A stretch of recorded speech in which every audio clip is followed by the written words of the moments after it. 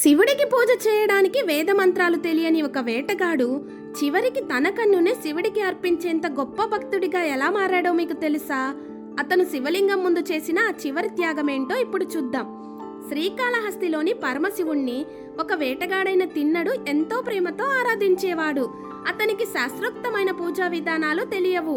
అడవిలో దొరికిన నీటిని నోటిలో తెచ్చి స్వామికి అభిషేకం చేసేవాడు. తనకు దొరికిన మాంసాన్ని కూడా ప్రేమతో నైవేద్యంగా సమర్పించేవాడు. ఇతరులకు అది అపచారంలా కనిపించినా అతని హృదయంలో మాత్రం శివుడిపై అపారమైన ప్రేమ ఉండేది. ఒకరోజు శివలింగం నుంచి రక్తం కారుతున్నట్టు తిన్నడికి కనిపించింది. దగ్గరగా వచ్చి చూశాడు. స్వామివారి ఒక కన్ను నుంచి రక్తం వస్తోంది. ఏం చేయాలో తెలియక తన కన్నును స్వామివారికి అర్పించాడు. ఆశ్చర్యంగా రక్తస్రావం ఆగిపోయింది. కానీ వెంటనే మరో కన్ను నుంచి రక్తం రావడం ప్రారంభమైంది. అప్పుడు తిన్నడు ఒక్క క్షణం కూడా ఆలోచించలేదు.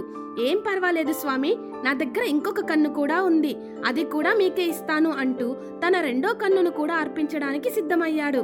కానీ కన్ను ఎక్కడ పెట్టాలో కనిపించదు కదా.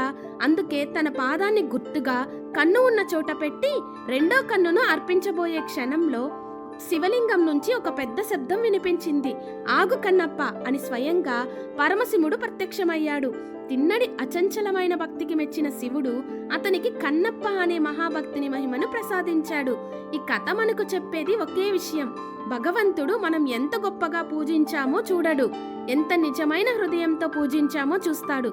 కన్నప్ప శివుడికి తన కన్ను ఇచ్చాడు, కానీ మనం ఇవ్వాల్సింది మన అహంకారాన్ని దేవుడు ముందు వదిలేయడం.